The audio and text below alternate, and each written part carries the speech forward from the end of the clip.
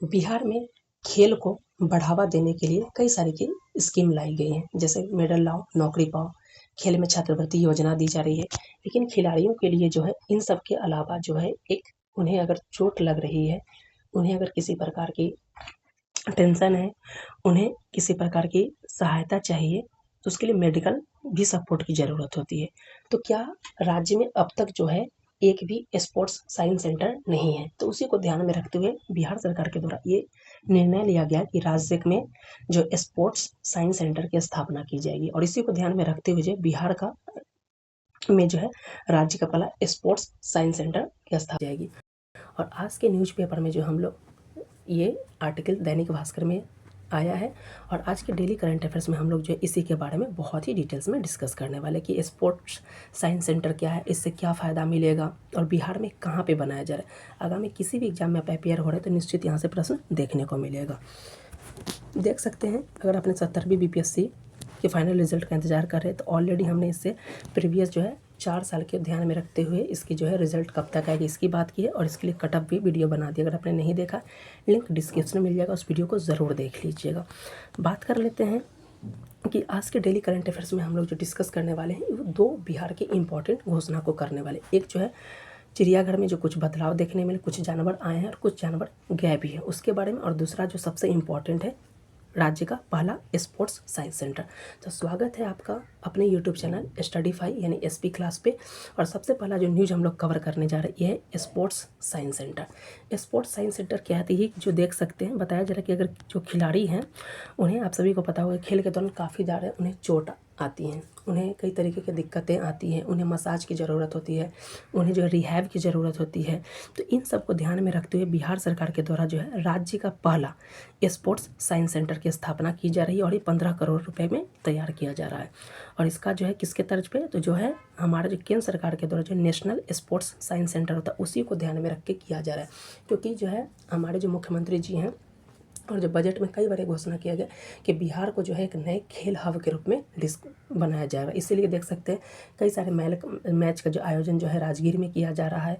तो उन्हीं को ध्यान में रखते हुए ये बहुत ही इंपॉर्टेंट, और बिहार के खिलाड़ियों को इससे बहुत ज़्यादा फायदा होने वाला है। इन्हें देख सकते हैं अगर उन्हें किसी प्रकार की चोट लगती है तो उन्हें रिहैब सेंटर में रख के बहुत जल्दी उनका देखभाल किया जा रहा है, मेडिक्योर दिया जाएगा, उन्हें मसाज की ज़रूरत हो जाएगी, फिजिकल अवेयरनेस की ज़रूरत है, उन्हें जो फिटनेस चाहिए वो सारी चीज़ें इस सेंटर पे दिया जाएगा। तो ये राज्य का जो पहला स्पोर्ट्स साइंस सेंटर जो है ये बिहार में बनाया जा रहा है। कहाँ पे बनाया जा रहा है, ये आगामी अब किसी भी एग्जाम में अगर बैठ रहे हैं सॉरी, अगर आप किसी भी एग्जाम्स में अगर बैठ रहे हैं, चाहे 72 बीपीएससी हो, टीआरई 4 हो, दरोगा हो, एडी हो, या बिहार से सीजीएल 4, किसी भी बिहार स्पेसिफिक एग्जाम है तो 100% यहाँ से 1 से 2 प्रश्न आपको देखने को मिलेगा। 2 टॉपिक है, इन दोनों से जरूर कवर किया जाएगा। तो देख सकते हैं ये कहाँ पर बनाया जा रहा है, तो ये 2 जगहों पर बनाया जा रहा है, एक पटना में बनाया जा रहा है और दूसरा राजगीर में बनाया जा रहा है। तो बिहार के जो स्पोर्ट्स साइंस सेंटर 2 जगहों पर बनाया जा रहा है, पहला पाटलिपुत्रा स्पोर्ट्स कॉम्प्लेक्स है वहाँ पर, और दूसरा राजगीर खेल अकादमी है, यहाँ पर स्थापना की जाएगी। दोनों पॉइंट याद रखिएगा।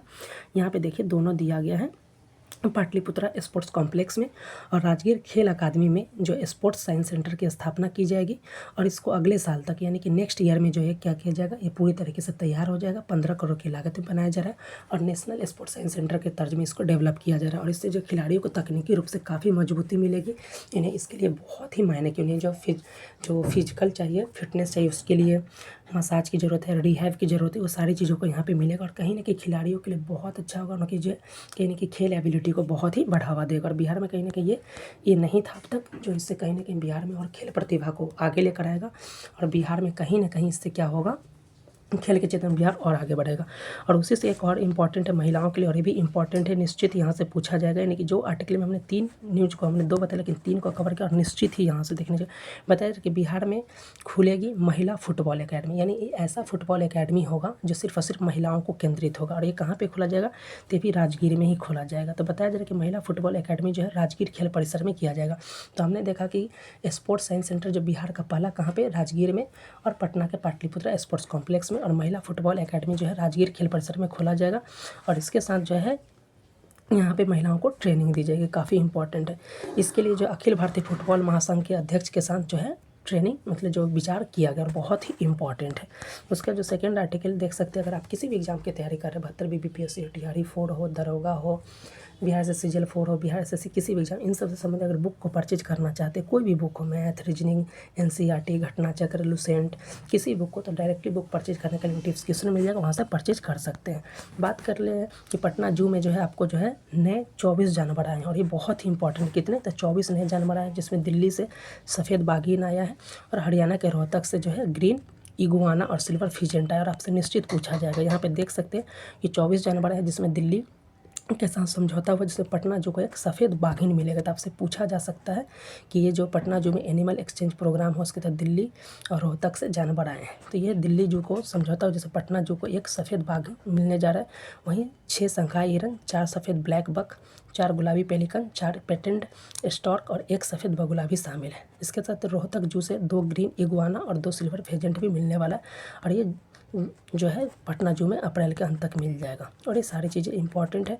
वहीं एक है कि पटना जू की ओर से दिल्ली जाएगा एक मेल टाइगर, यानी कि हमने एक जो है बताया जा रहा है कि लिया है, और एक जो है पटना जू से जो एक मेल टाइगर है, जो बाघ है, नर बाघ है, उसे जो है दिल्ली भेजा जाएगा। इसी चीज़ के इसमें बारे में बताया गया कि दिल्ली जू से आने वाले शंघाई हिरणों में 2 नर, 4 मादा सफ़ेद ब्लैक बक, 2 नर और 2 मादा होंगे। इसके साथ दिल्ली जू को पटना जू की ओर से एक मेल टाइगर, 4 घड़ियाल, 4 इंडियन मिर्ग, 4 Indian wolf, 2 common rat snake और 2 बार्न आउल दिए जाएंगे। तो ये बहुत ही इंपॉर्टेंट है कि हमने मंगाया है और यहाँ से हमने दिया भी है, और ये एनिमल एक्सचेंज प्रोग्राम के तहत ऐसा किया जाता है। तो बहुत ही इंपॉर्टेंट, देख सकते हैं 70 बीपीएससी का ऑलरेडी फाइनल कट ऑफ को हमने डिस्कस किया, डिटेल्स वीडियो बना दी। अगर आपने नहीं देखा तो जाकर देख लीजिएगा, काफ़ी इंपॉर्टेंट होने वाला जनरल मेल के लिए कट ऑफ क्या हो सकता है, 435 से 40, 525 से 530 ये फाइनल कट ऑफ हो सकता है। ये बहुत ही इंपॉर्टेंट है, उसका लिंक डिस्क्रिप्शन में मिल जाएगा, वहाँ से देख सकते हैं। और चैनल पे पहली बार विजिट कर रहे थे स्टडी फाइन एसपी क्लास के यूट्यूब चैनल, और जो एसपी क्लास के जो टेलीग्राम चैनल को ज्वाइन करना ना भूलें पीडीएफ के लिए। चैनल पे पहले विजिट करें तो सब्सक्राइब करना ना भूलें।